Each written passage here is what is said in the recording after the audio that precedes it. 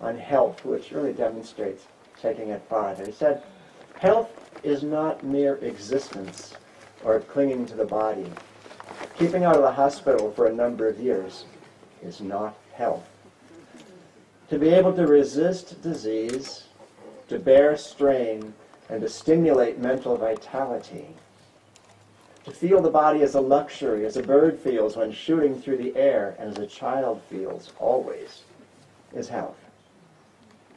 So yoga adds that, yes, there's that power to live there, but it's a joyful power. There is a celebratory aspect to vitality, and that's a very, very big difference. What I'd like to do in my part of this class is to share with you 3 elements of cultivating vitality, each one of which could take a week of classes. I just want to hit on a point or two about each one of them. The first point is having more of an abundance of energy and more of an abundance of that life. The second point is getting that energy, that life force flowing more freely within us. And the third is a conscious and productive use of that life force as being an essential component of vitality. Because a yogi, we want to take care of the body, absolutely, but not just for the sake of the body. We want to take care of the body so that it will be easier for us to let go of identification with the body and move into soul identification. And we can begin with this seemingly not so spiritual, but actually very spiritual element of vitality and how to increase our vitality. Well, you can't talk very long around here about increasing our vitality without getting to the energization exercises of Paramahansa Yogananda, or at least you better not, because they're such a key component of our tradition. You know, I ran across in this book, I ran across an interesting quotation of Yogananda. He said the Yagoda exercises, which were the original incarnation of the energization exercises, the Yagoda exercises are bound to prove to be one of the greatest boons ever conferred upon mankind. Now that's a pretty big statement. And you know, so many people have a challenge tuning into the energization exercises. They're different. They're not like anything else. I know often we have people come here who are experienced hatha yogis. Maybe they come for a yoga teacher training, for example, and they weren't familiar with Ananda Yoga before they came here. And they see the energization exercises and they say, what in the world is this? Because you're not doing anything familiar. You're not doing yoga postures. You're not doing regular exercise. You're not running. You're not lifting weights. It's just a different world altogether. Some years ago, a fellow came and did our yoga teacher training program here, and then the next year, he came back and did it again. Not because he flunked the first time, but because he wanted to do it the second time. And toward the end of the second time, I asked him, what's different for you this time? He said, energization. I finally get it. Because it does take some time to get it. So I'd just like to share with you a few simple points about energization that partly from my own practice, partly from having spoken with a lot of people about their energization practices. Simple things that we sometimes forget. Actually, the first one I want to share isn't something I forgot. I'd never thought about it before.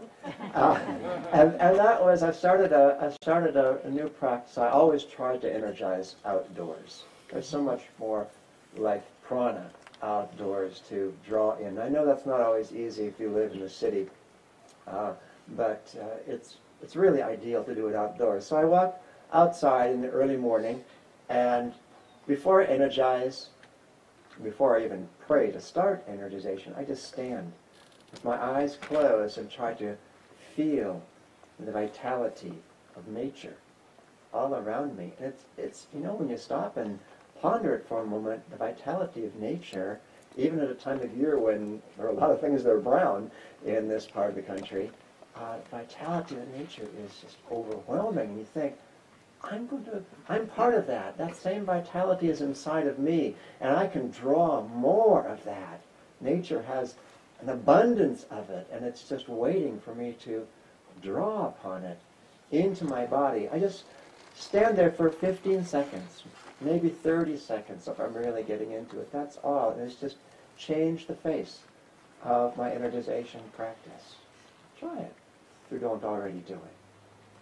Another thing that I found very helpful, and many people have found very helpful, slow down. Now, newer people don't have a problem with this. Yeah, they're just trying to get their way through it and find that they have these body parts at all. But people who've been doing this for a long time, it's you can start to clip along pretty good pace, and the mind can start to think, oh, well, I can be relaxing this body part at the same time as I'm engaging this other body part. Busted. Take your time, slow down. I did an interesting exercise a little while back. I thought, okay, Swami Kriyananda says the energization exercises should take us around 12 minutes. So I opened my spreadsheet and typed out all the different exercises and tried to figure out, okay, let's just take a nominal amount of time here and try to figure out what 12 minutes translates into. And I thought, okay, how long does it take to tense low, medium, vibrate, medium, low completely? I thought 3 seconds. Okay. I actually timed myself many times, 3 seconds. And actually that's going along at a pretty good clip. So I put that in the spreadsheet and then went through exercise by exercise. Not everything is a low, medium, vibrate, relax, medium, completely exercise, but and I've taken that philosophy and spreading it through the exercises. I gave every exercise, here's the number of repetitions, here's how long it takes, and totaled up in the end, and guess what it was? 12 minutes. And I thought, oh, okay, this works. But even that is really clipping along. It's not any tarrying. So if you want to take longer to do energization, if that's what it takes to get you to that place of full tension and, equally important, full relaxation before you move on to the next exercise. If that takes you 15 minutes, if that takes you 20 minutes, do it. And I always tell people in the sadhanas here at the Expanding Light, if I'm leading an exercise 3 times, but you're not able to get to full tension and full relaxation in that time, do it 2 while I'm leading 3. Much better. Quality is much more important than quantity. Slow down as you need to so that you can really get the power of these exercises to draw that vitality into the body. A third element, I often see this when we do energization, especially outdoors, or when Diksha and I take a group to India for the 2-week Ayurvedic healing and yoga retreat each year. We do our energization on a hillside facing the Arabian Sea. And surprisingly, everybody wants me to have my back to the Arabian Sea. And so my little bit of advice is, close your eyes. When you energize, take it inside. It's so easy just to get lost in the scenery. And when you know these exercises, it's so easy to go on autopilot. Muscle memory kicks in. Your body knows what comes next. You don't have to think about it. So you're there, kind of doing this and doing that. Wow, look at that surfer out there. And funny things can happen when you're energized that way. For example, have you ever done the super short energization? That's the one where you start out double breathing, calf recharging, ankle rotation, hip rotation.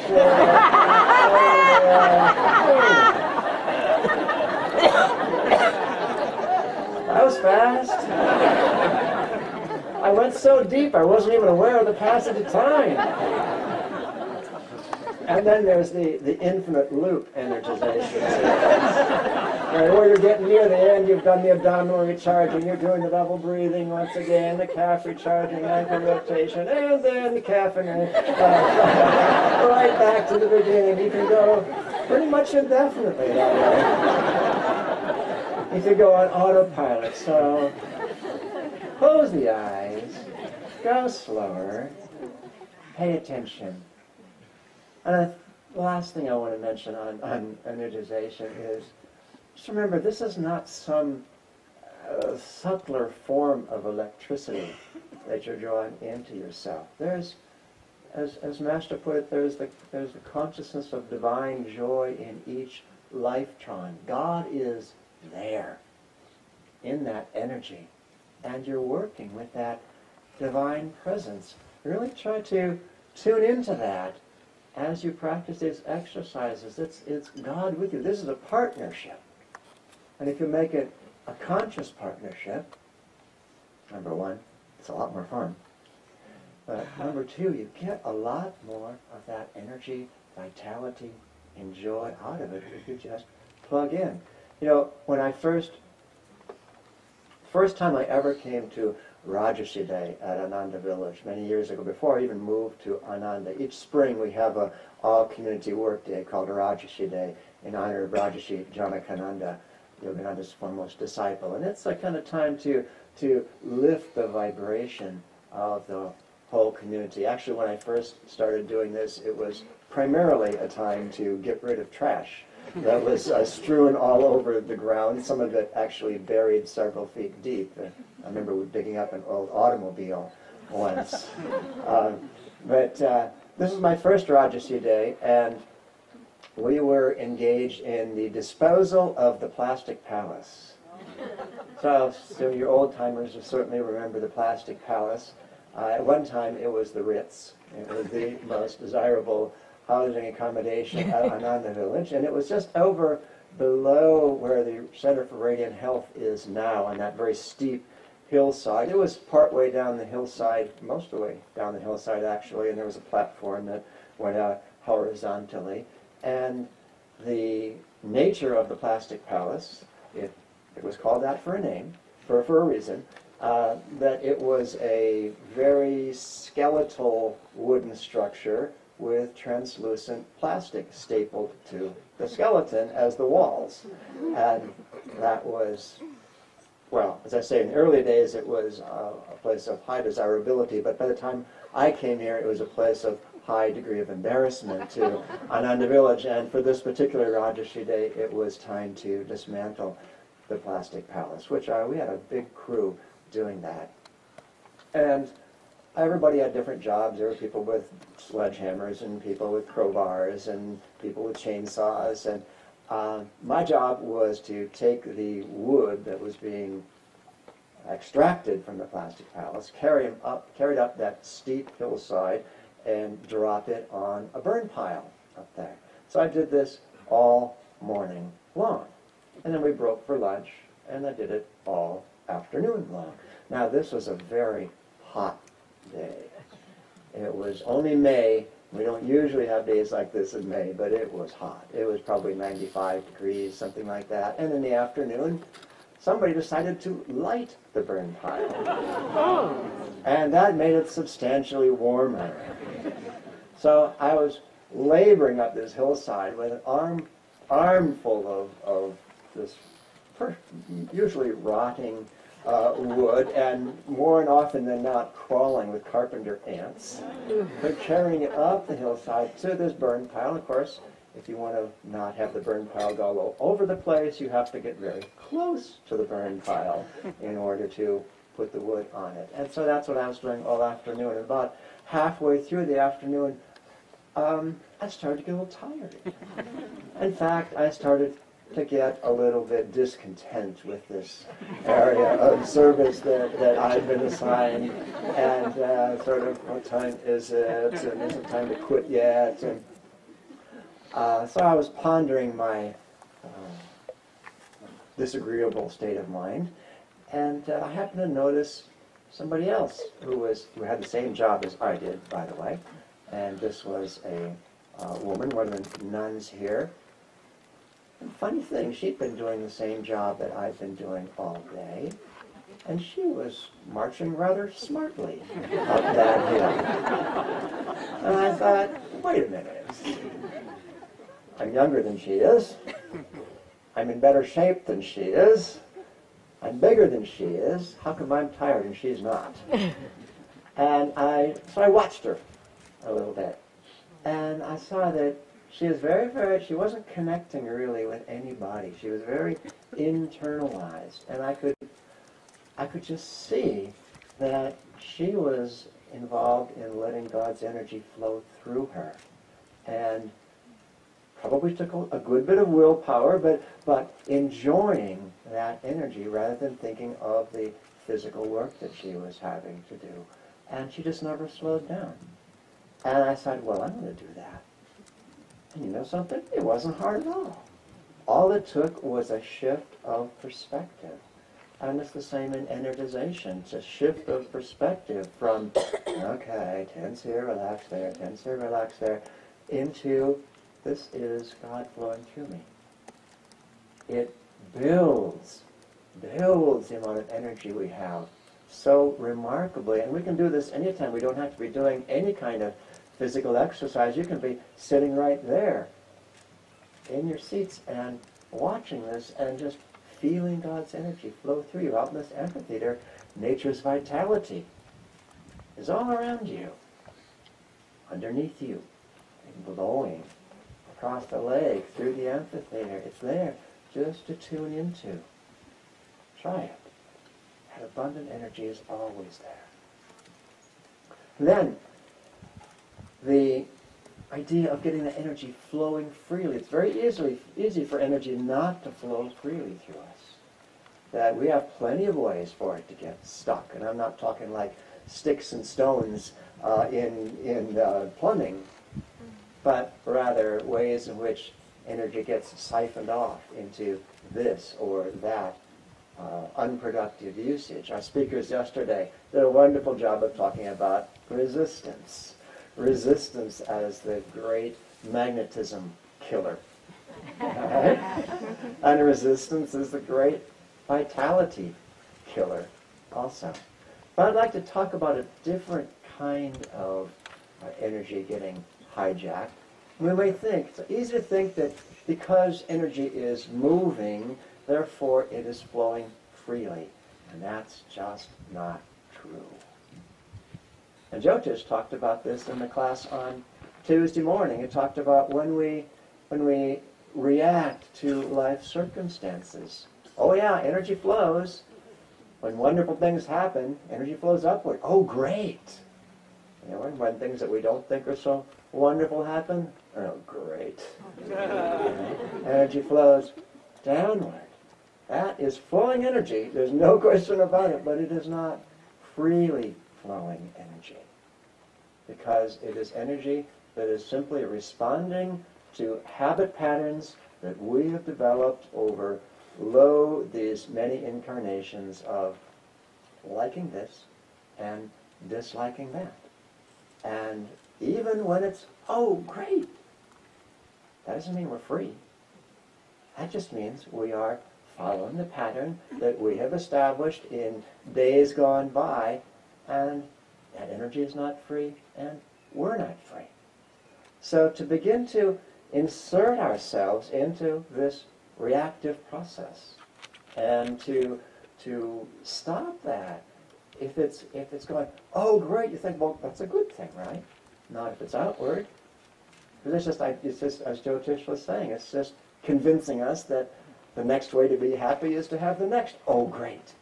And we have to have the oh greats before we can be happy. Instead, to insert ourselves, and as soon as that oh great starts to happen, we say, whoa. Or as soon as the oh great starts to happen, we say, whoa. You know, just grab onto that energy, and the more vitality you can muster, the more abundant your energy, the more you can feel energy happening, and the more you can feel that reactive process happening. The more you can feel it, the more you're aware of what's going on.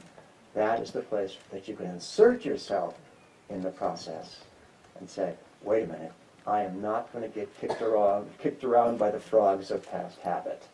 Okay? I'm going to insert myself in this, because it's only when we come to this place, when the reactive process has been stilled. Well, let me read to you a quotation from Art and Science of Raja Yoga. Swami Kriyananda writes, this is a long one. The yogi, realizing that his dualistic involvements spring only from his own reactions to the world around him, and observing further that these reactions are always accompanied by upward or downward movements of energy in the spine, concentrates not only on improving his mental reactions, but also on controlling and neutralizing those inner movements of energy. In this esoteric technique lies an amazingly useful key, for specific likes and dislikes are so numerous and varied that it's almost impossible to root them all out and correct them. But they do have one thing in common. They're linked to the energy flow in the spine. If this energy flow can be brought under control, then specific likes and dislikes will be more easily tamed also.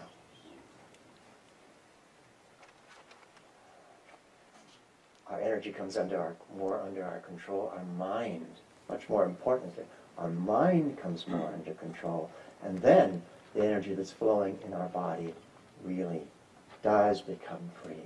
So watch that reactive process and know that you can insert yourself anytime you want to. And the more vitality you have, the more energy you have, the more ability you have to direct your willpower into that situation and say, not this time.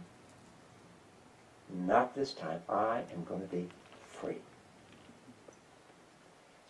Now the third element of greater vitality, greater health, is making a very, very consciously productive use of that more abundant, freely flowing energy.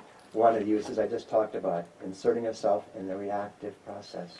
Another is just being more observant about what you're doing, not scattering your energy. It's so easy when your energy level starts to rise to just start to be like the balloon that gets blown up but not tied off. And just let loose to fly all around in every direction. Wow, that was great. And it falls right at your feet, the same place it was in the beginning. To really watch that as we practice yoga, we do get more and more life force available to us, more and more energy, and it becomes more important how we spend it, because it can much more easily take us off track. We didn't used to have enough energy even to get off track. Okay? But when we have enough energy to get off track, then we have to start to watch ourselves more carefully. How am I spending this?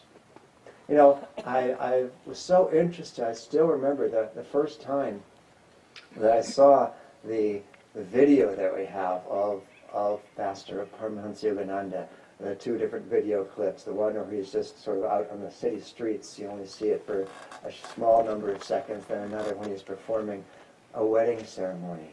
And I remember that wedding ceremony, first time I saw it, second time I saw it, I was watching it with Swami Kriyananda and other people over in Ananda Assisi. And he's just so completely focused on what he's doing. It's like, oh, whoa. You want to stand back a little bit. It was just overwhelming, the focus. There was only one thing that was going on right then, and that was that ceremony. He was so plugged in. Afterwards, I asked Swami, was he always that intense?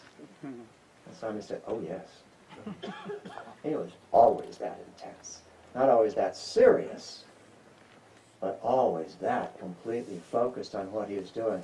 You know, when I realized I was going to be talking about vitality, I was half tempted to track down a great big screen and simply show that 10 or 12 second clip of Yogananda where he's just right up near the camera, sort of smiling and looking into the camera as my vitality show and tell. And we're going to show that and then say, so, any questions? And sit back down. But we don't have a big enough screen for that, or a powerful enough projector, so here I am having to talk. But to focus like that, I mean, all the masters, all the saints have that kind of focus. You know, Swami Kriyananda has that kind of focus, certainly. We're all Swami Kriyananda's in training. We're all Paramahansa Yogananda's in training. And just to be very, very specific about how we spend our energy.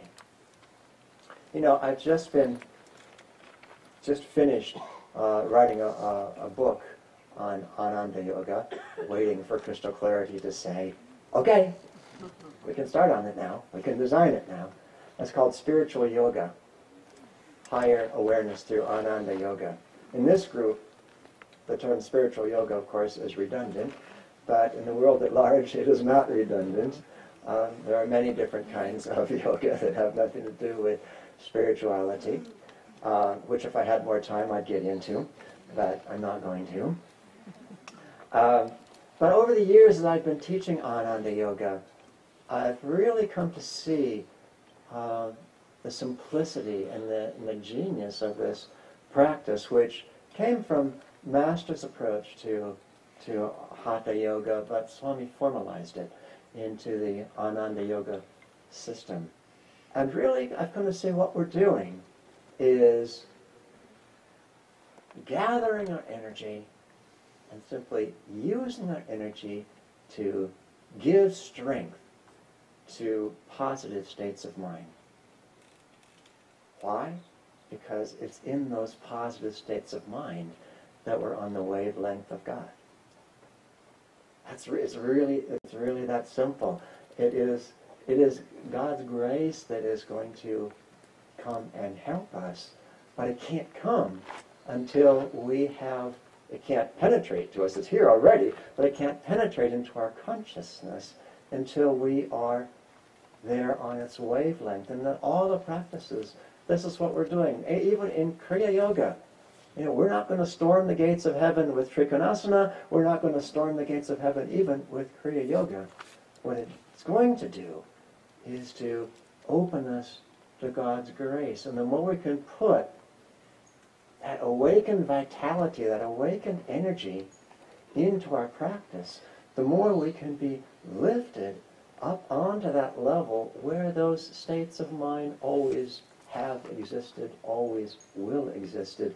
The only difference being that we'll be there, too, instead of being somewhere else. Now I want to close with a story of a disciple of a man named Sri Brahmananda Saraswati, who, because of the length of his name, is from now on going to be called the Guru. He was actually a friend of Swami Kriyananda. He left the body some years ago. So many of you know the story. Swami would sometimes tell of Dr. Mishra. Well, this was Dr. Mishra, Sri Brahmananda Saraswati, and the story is told by the disciple to whom this happened. And there was a gathering of a number of disciples with the Guru, and this particular disciple was somewhat full of himself about his abilities in Hatha Yoga. And the Guru noticed this. And he pointed him out and said, "Are you able to do the half lotus pose?" And the man immediately went into half lotus. And the Guru said, "Very good. Are you able to do full lotus pose?" And the man, trying to appear humble, easily went into full lotus pose. And the Guru said, "Excellent. Now, I'd like you to, with your right hand, I'd like you to lift it overhead and grasp your hair." Very expectantly, the man did so. The Guru said, "Now, lift yourself off the floor." And the man got the point right away, of course, that you can't lift yourself by your own bootstraps. You can't lift yourself by your own hair either. That this is God's grace that is going to do the work of doing that. And when we can build our energy level build our vitality and use it in such a way that we can lift our mind onto higher planes, then it's God's grace that can come in and lift us even higher. Lift us out of body identification, lift us out of energy identification, out of vitality identification, into soul identification. And that's the best health of all.